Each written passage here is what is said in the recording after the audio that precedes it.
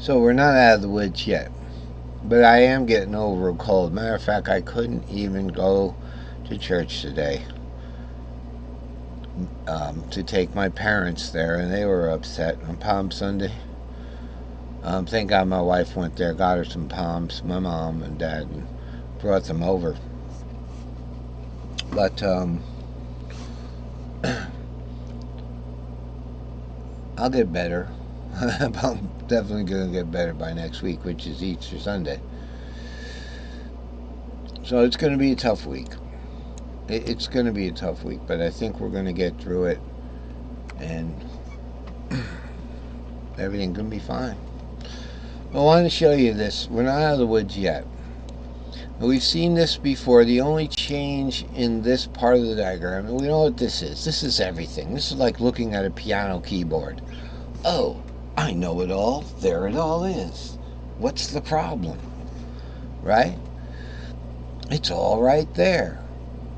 We were just doing a Lydian fourth. 4, 5, 6, root 2, 4, 5, 6 with a warped over root 2, 4, 5. The only thing different about this and the three diagrams that we've been talking about in the past few lessons, remember this is Ionian and Dorian mixed. Ionian and Dorian. Notice they don't share any notes. And the seventh is the oddball note, but guess what? On this first fretboard, add the seventh to the Dorian, and don't worry about the sixth. You can play it or not play it. And you get the Locrian seventh. Or here's the triad with the root doubled.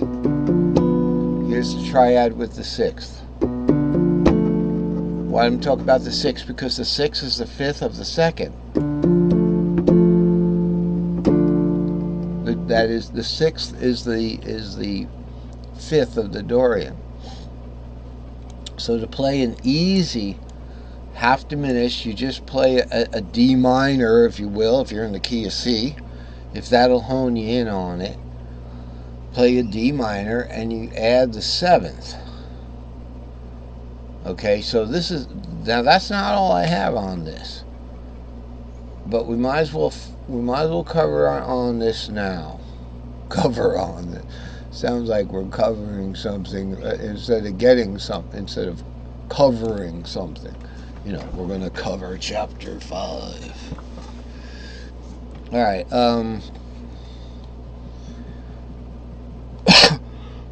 A 2 is like a 5, but backwards. So let's look at this. What do we have here? I forgot to color this one blue, but they're all supposed to be blue. Here we have bar chords. That is specifically, and I really detested doing this, because this is not pure arpeggios. These are bar chords, the best that I could think of playing them. C-shaped barred chord. Okay, so I'm going to put the capo on, I'm going to play my C, and I'm going to hit the G down there, because you can do it. It's easy for me.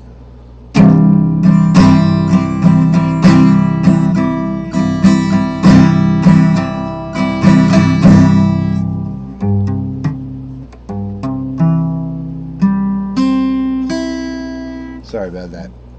So that's the arpeggio, but we're not doing an arpeggio anymore. We're talking chords here. Kind of chord-shaped arpeggios. So we want to look at some trade-offs. But before we go talking about what we should be talking about, which is the trade-offs when you play a bar chord, I want to talk about that half diminished. Here I've actually written it out. It's no longer a Dorian. It is the half diminished chord. Alright, So we're looking at, this is the open chord zone, key of cage zone. Here's the fret nut. Okay, here's your high string E. Alright? You wouldn't bar it there. I would think logic would say for the half diminished, not for the C-shaped bar. For the C-shaped bar, you bar it there. That's the way they indicate it, so that the 3 becomes an open string, you know. But we would bar it on the 4. Okay? Now we're not going to play an F. But remember, F is the parent key of what? The D minor. And D minor is what? Shares 2 notes with B half diminished. Okay? So it's going to be close. Alright? That was an F minor. The F is the parent key of the D minor. Sorry. Here it is. This one shares notes with the B half diminished. Sorry about that. And so where we're going to bar the half diminished is going to be here. I didn't draw that bar on there. I might add it. Certainly be added if it becomes a problem in explaining. So we'll bar the 2 4s, hit the 7, hit the 4 and the 2, and I'm telling you, the 4 and the 2 are part of a D minor already. Okay, so look what we've got part of a D minor. Here's the D minor.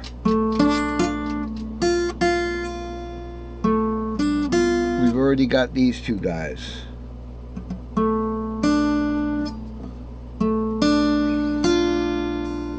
Believe it or not. Now that's the 6th. It's not shown. That's part of the D minor. We're not going to play that. So if we really wanted to be like, you know, really like macho or something, we could play out of the box there, play a 7 that's over here. This guy. Remember, this 2 4 is repeated here because these are overlapping boxes. You go for this 7, right? You can play that part. But I'm trying to hone in on some chords that we would play if we were doing like one of those modal progressions in the C box.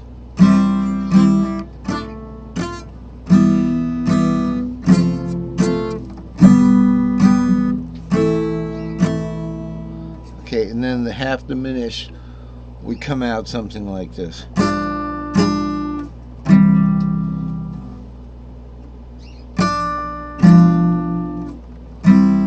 It's supposed to be kind of like a you know, afternoon sadness chord. Okay, so the same thing, you know, these are the trade-offs made. Now C is the best chord you could play, right? It's just the best, because guess what you get? You get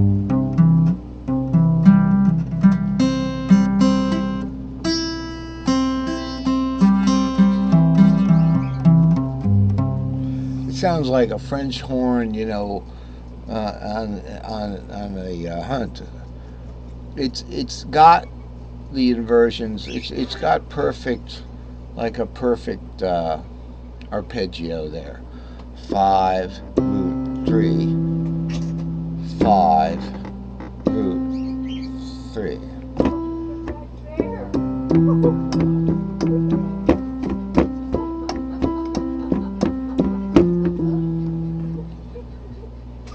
There's guineas in our backyard. Alright, minor emergency outside. The neighbor's chickens are like at the fence line. And the neighbor's rooster attacked my Carolyn's boot. So we don't know, but I know one thing about roosters. They'll keep fighting. If you want to learn how to win a fight, watch a rooster win a fight. It's total willpower and never quitting that makes you win. Anyway, so that is the good thing about the C chord. We don't really lose anything by barring.